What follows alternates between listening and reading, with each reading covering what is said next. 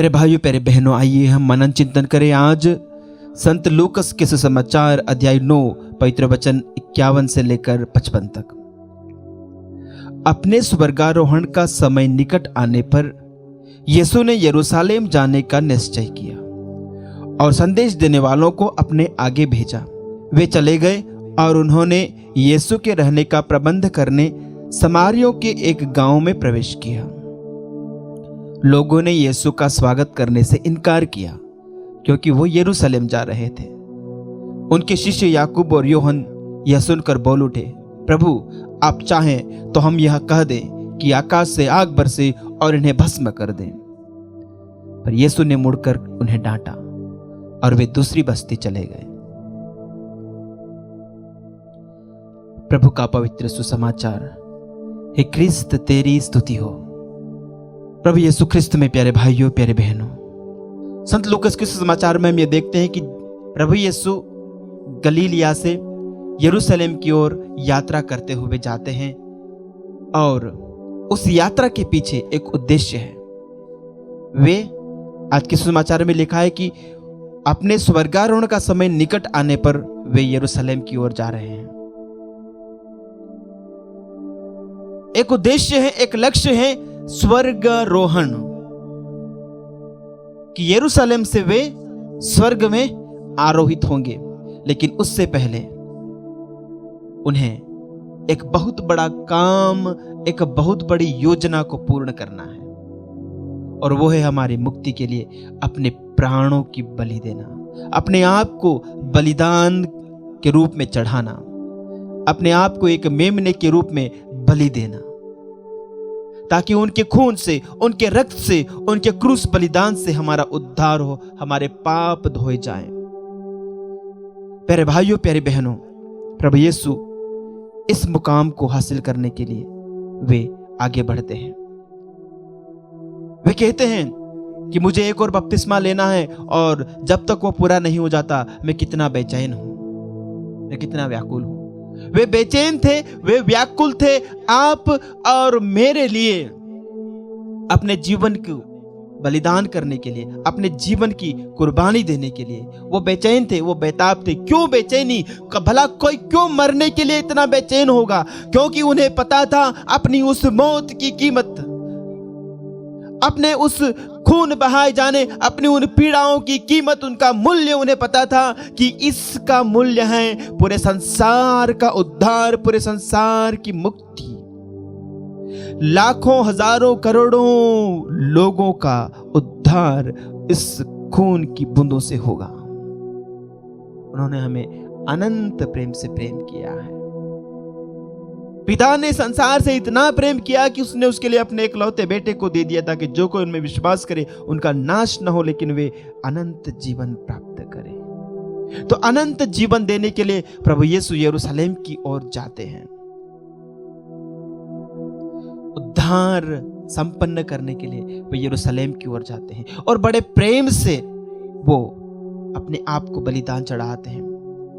संत योहन के सुसमाचार के अध्याय 15 के वचन 13 में प्रभु कहते हैं कि इससे बड़ा प्रेम किसी का नहीं कि कोई अपने मित्रों के लिए अपने प्राण अर्पित कर दे। इससे बड़ा प्रेम नहीं प्यारे भाइयों प्यारे बहनों। अपने मित्रों के लिए अपने प्राण अर्पित करके उन्होंने अपने उस मिशन को संपन्न किया। एक बड़ी अजीब सी बात हम देखते हैं, जब प्रभु यीशु यरूशलेम की ओर जा रहे थे, वो समारिया के गांव से होकर गुजर रहे थे और वहां पर अपने रहने के लिए वो प्रबंध करने के लिए बोलते हैं, लेकिन वहां के लोगों ने उनका स्वागत करने से इनकार कर दिया।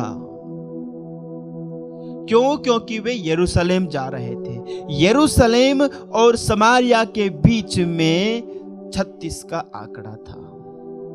ये दोनों के बीच में बिल्कुल नहीं पटती थी।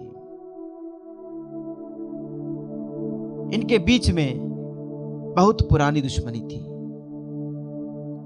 प्यारे भाइयों प्यारे बहनों, पूर्वाग्रह मनुष्य के रिश्तों को तार तार कर देता है। पूर्वाग्रह मनुष्य के रिश्तों को तोड़ देता है, चकनाचूर कर देता है, बिखेर देता है।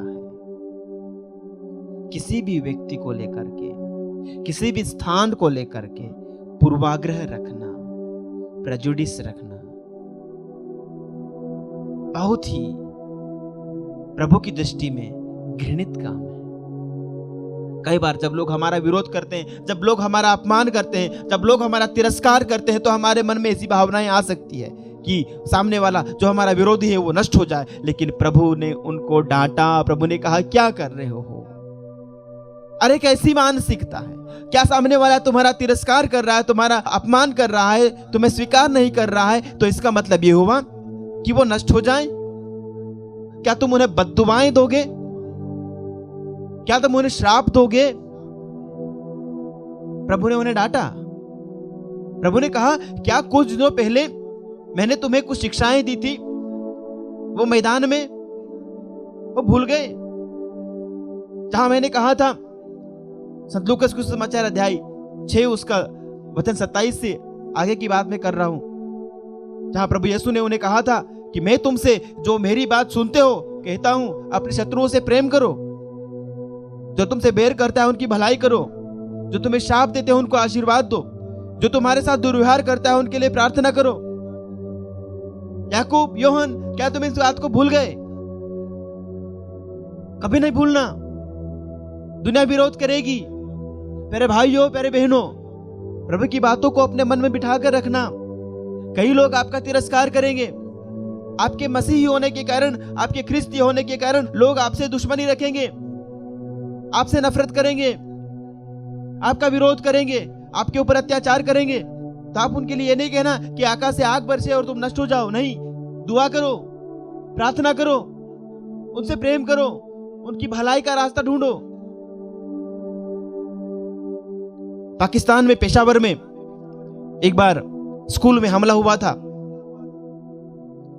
और मासूम बच्चों को वहां पर आतंकियों ने मार डाला, कई मासूमों का खून बहाया।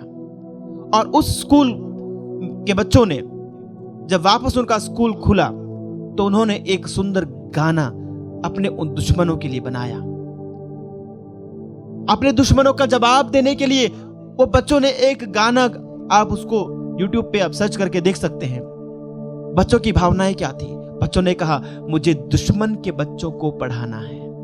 ये उसकी टैगलाइन थी कि मुझे दुश्मन के बच्चों को पढ़ाना है। ये जो दुश्मन जिन्होंने हमारे स्कूल में मासूमों का खून बहाया है, उनके बच्चों को हम पढ़ाएंगे, उनके बच्चों को हम एजुकेट करेंगे, उनके बच्चों को हम शिक्षा देंगे। ये हमारी भावना है। बच्चों ने ये नहीं कहा कि हम भी उनके बच्चों को मारेंगे, जिन्होंने हमारे स्कूल में बच्चों को मारा है उनके बच्चे भी न जी पाए। नहीं, उन्होंने कहा हमें उनके बच्चों को एक अच्छा भविष्य देना है, हमें उनके बच्चों को पढ़ाना है, उन्हें हिंसा की नहीं प्रेम की शिक्षा देना है, उनके दिल में करुणा की भावना उत्पन्न करना है। मेरे भाइयों, ये एक मसीही जवाब है, ये एक ईश्वरीय जवाब है, ये एक दिव्य जवाब है। आइए प्रभु से प्रार्थना करें कि प्रभु हम सबको ऐसा अनुग्रह, ऐसी आशीष प्रदान करे कि हम सब अपने विरोधियों का सामना प्रार्थना, प्रेम, सेवा और परोपकार से दे सकें।